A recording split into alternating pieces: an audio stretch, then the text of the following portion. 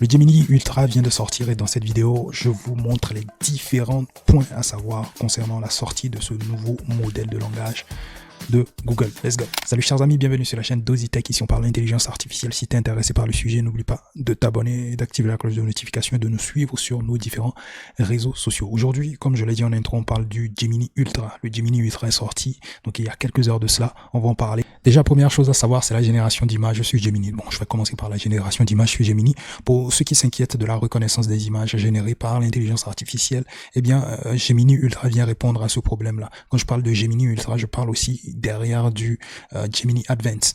Donc, j'y reviendrai un peu plus tard dans un point un peu plus loin dans la vidéo. Toutes les images générées sur Gemini Ultra via l'Imagen 2, l'Imagen 2 est considéré ici comme le délit de Google en quelque sorte, si on peut ainsi dire.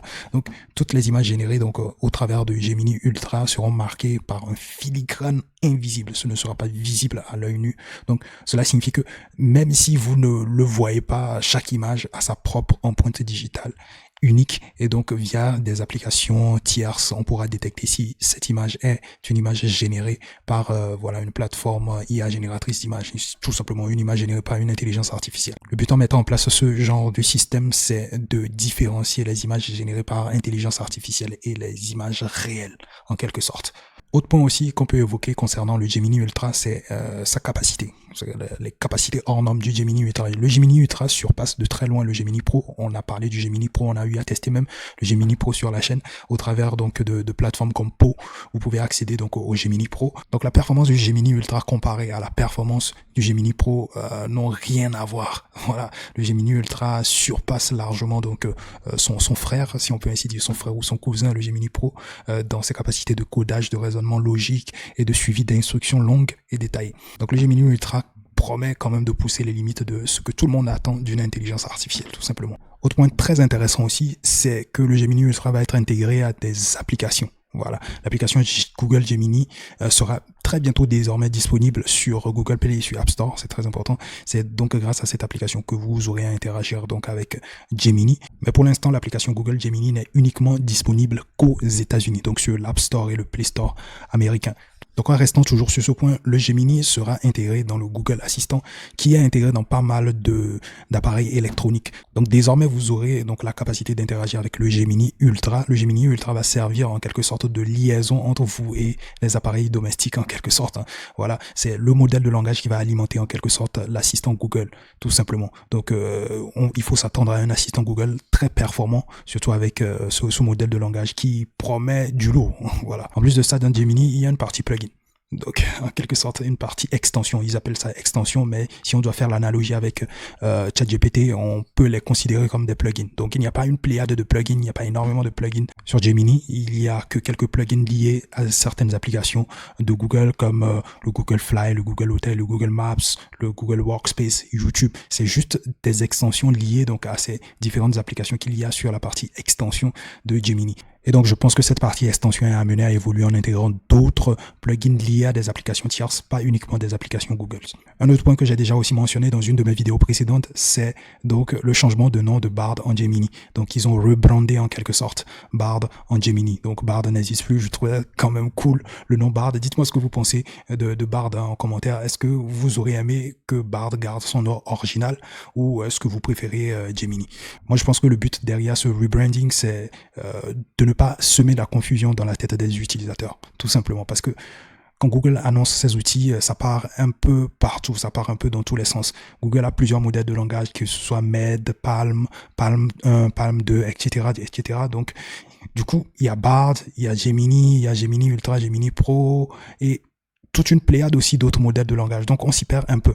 Donc, le but ici, c'était de recentrer tout sous un seul nom. Donc, pour ne pas perdre tout le monde, tout simplement. Donc en termes de tarification, l'abonnement est tout simplement à $20 par mois. Il se calque sur la tarification de ChatGPT tout simplement. Donc c'est pratiquement à $20 par mois. Et pour y accéder, il faut avoir un abonnement Google One.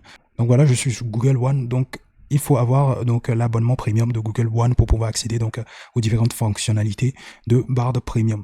Et le point que je vais aborder là maintenant, c'est que Bard est disponible dans 150 pays, mais la France n'est pas comprise dans ces 150 pays, donc c'est vraiment dommage. Donc j'aurais pas forcément la possibilité de tester donc le Gemini Ultra, voilà, le Gemini Ultra avec vous, le Gemini Advanced, voilà, avec vous. Donc le tout petit tips que je peux vous donner si vous voulez forcément accéder donc au Gemini Ultra, c'est de passer par un VPN tout simplement et vous positionner sur une zone des États-Unis, c'est le plus sûr, et puis vous aurez forcément accès à cela. Il va falloir aussi créer un nouveau compte Google tout en se positionnant sur les États-Unis sur n'importe quel VPN. Vous prenez n'importe quel VPN quelconque, il y a des VPN gratuits que vous pouvez aussi utiliser.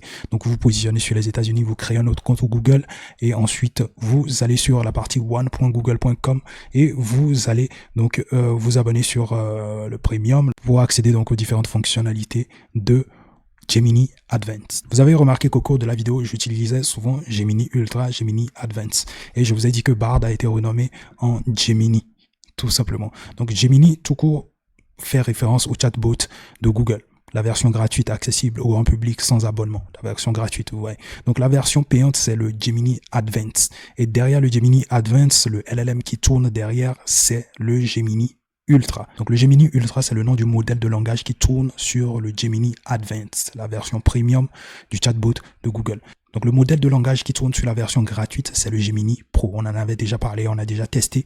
Donc le Gemini Pro dans une de nos précédentes vidéos. N'hésitez pas à aller checker, n'hésitez pas à aller regarder cela. Donc voilà, si vous avez un compte américain, voici comment va se présenter votre interface. Donc normalement, vous aurez juste en haut là, le Gemini et le Gemini Advanced qui sera présent ici. Donc vous aurez à sélectionner le Gemini Advanced. Une fois que vous avez sélectionné le Gemini Advanced, il vous proposera donc une page où vous irez vous abonner pour pouvoir accéder à cela. Vous aurez 2 mois gratuits pour pouvoir tester donc le Gemini Advanced.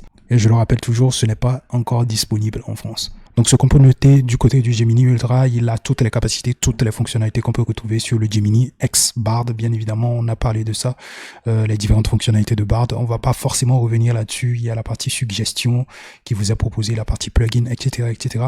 Ce qui va réellement faire la force du Gemini Advanced sera sa capacité à raisonner, sa capacité à donner des réponses assez rapidement. Par exemple, sur cette démo, on peut remarquer que le Gemini Advanced est ultra rapide sur un même prompt comparé au GPT-4. Donc, c'est un point fort aussi du côté du Gemini Advanced. Maintenant, la question qui se pose, c'est que est-ce que ChatGPT est réellement en danger? Mais je pense, à mon avis, d'après les démos que j'ai vues, c'est à égalité. Peut-être légèrement, juste légèrement meilleur que le GPT-4. Mais bon, c'est à voir. Je ne pense pas que c'est un modèle de langage qui va tant inquiéter OpenAI. Je pense que OpenAI, ils sont en train de travailler sur le GPT-5 qui doit être voilà, un super modèle de langage. Donc je ne pense pas que voilà, ce soit un modèle de langage qui va réellement inquiéter OpenAI. Peut-être que ça va pousser peut-être OpenAI à lancer très rapidement le GPT-5 qu'on a hâte quand même de voir. Et donc je vous invite à aller regarder ma vidéo où je vous expliquais à peu près le système de pensée que va potentiellement adopter donc le GPT-5. Donc voilà tout pour aujourd'hui les gars. Dites-moi ce que vous pensez du Gemini. Est-ce que vous avez accès à cela? Et n'hésitez pas à suivre donc mon petit tips. Voilà, pour accéder au Gemini Ultra, c'est vrai que c'est pas encore disponible en France. Pour ceux qui sont disponibles en France, n'hésitez pas à utiliser le VPN. Si vous n'y arrivez pas, n'hésitez pas à poser les questions en commentaire. Et si possible, je vous ferai une vidéo démo pour vous montrer comment y accéder avec un VPN. Je vous retrouve tout simplement à la prochaine. Prenez soin de vous. Peace.